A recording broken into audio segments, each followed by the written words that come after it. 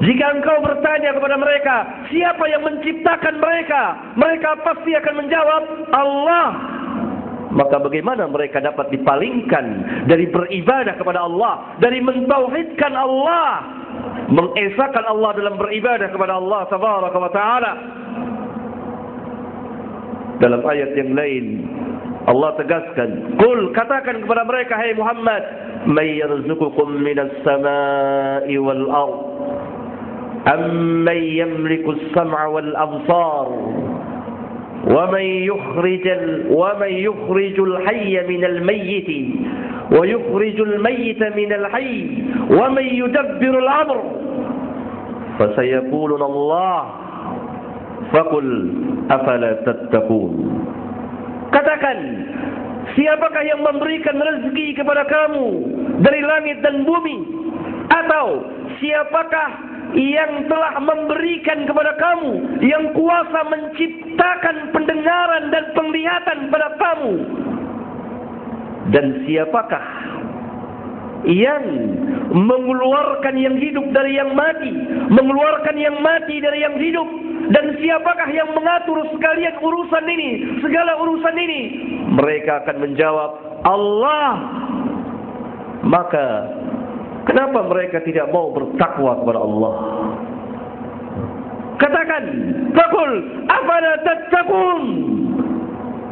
Katakan kepada mereka, kalau mereka meyakini, mengakui tauhid rububiyah, mereka mengakui bahwa yang menciptakan mereka Allah, yang menciptakan langit dan bumi Allah, yang mengatur segala urusan Allah, bahkan yang memberikan rezeki kepada mereka Allah, kenapa mereka melakukan kesyirikan kepada Allah?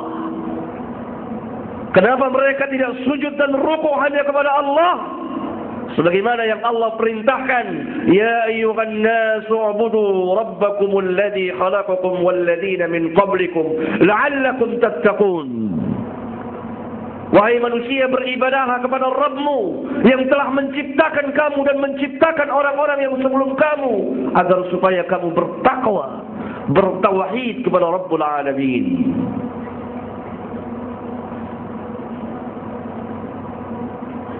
أقول قولي هذا وأستغفر الله لي ولكم.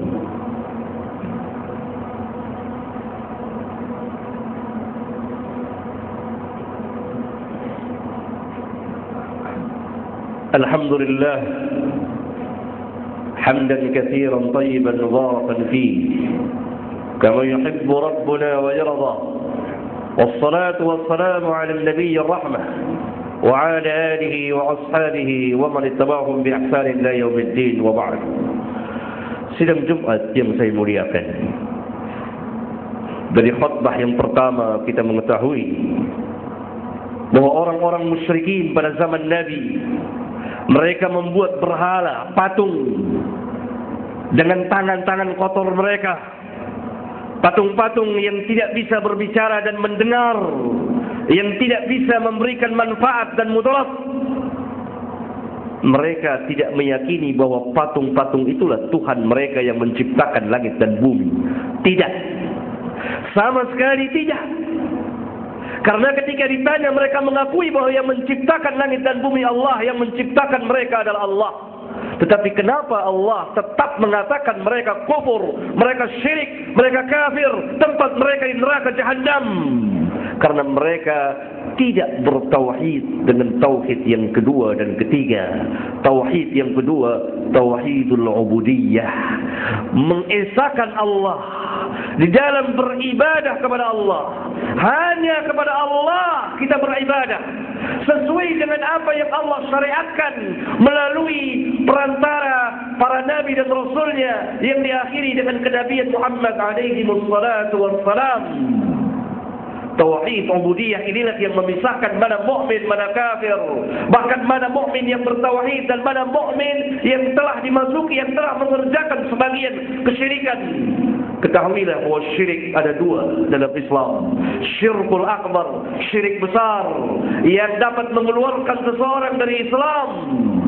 Yang kedua, syirik kecil yang tidak mengeluarkan seseorang dari Islam, tetapi dia telah melakukan dosa yang sangat besar.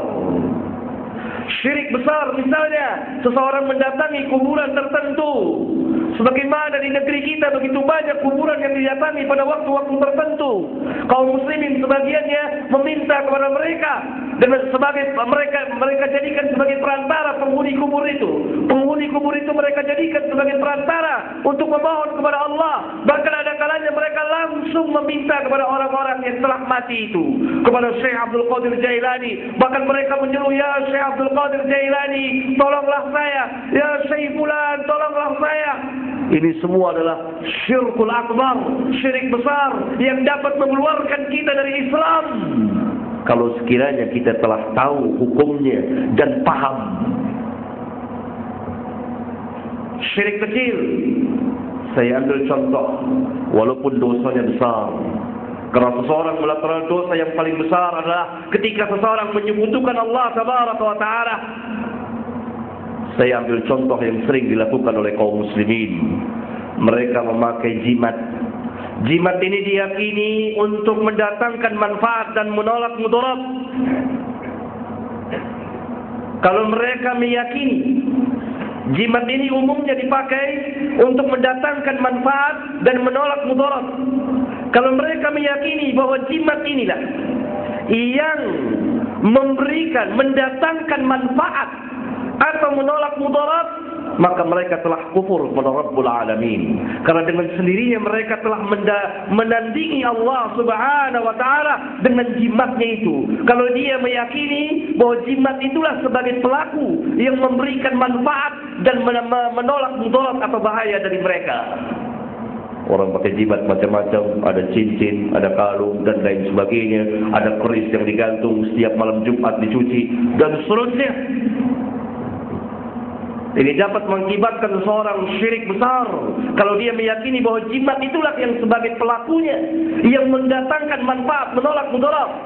Kalau dia tidak meyakini demikian, tapi dia tetap meyakini bahwa yang memberikan, mendatangkan manfaat Allah, menolak mudarat Allah Tabaraka wa Ta'ala, yang menolak bahaya dari mereka Allah, tapi mereka jadikan jimat ini sebagai perantara sebab saja, maka mereka telah jatuh kepada syirik kecil.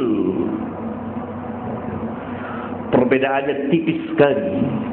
Dan bagi umumnya kaum muslimin, orang-orang awam tidak bisa membedakannya. Oleh karena itu banyak sekali di antara kita yang terjerumus ke dalam syirik besar. Contoh syirik besar, mereka menyediakan sesajen untuk para jin dan syaitan. Ini syirkul akbar, syirik besar, meminta-minta kepada jin dan lain sebagainya yang tersebar luas di negeri kita ini. Oleh karena itu, sidang Jumat yang saya cintai dan saya muliakan, mari kembali kepada tauhid. Pelajarilah kembali tauhid kita. Karena tauhid inilah yang akan menyelamatkan seseorang dari kekekalan di dalam api neraka Jahannam. Kalau dia ditakdirkan masuk neraka, kalau dia bertauhid maka dia tidak kekal di dalam neraka. Orang-orang yang tidak bertauhid, orang-orang yang melakukan kesyirikan, syirik-syirik besar yang mengeluarkan dia dari Islam, maka mereka kekal di dalam api neraka Jahannam. Mudah-mudahan khutbah yang singkat ini menjadi ibrah bagi khatib dan bagi jamaah, sebagaimana Allah perintahkan kita, fa'tabiru ya ulil absar. Ambillah pelajaran wahai orang-orang yang mempunyai pandangan. Allahumma ighfir lil mu'minina wal mu'minat wal muslimina wal muslimat al ahya'i minhum wal amwat. Rabbana atina fid dunya hasanah wa fil akhirati hasanah wa qina 'adzaban nar. Walhamdulillahi rabbil alamin. Allahu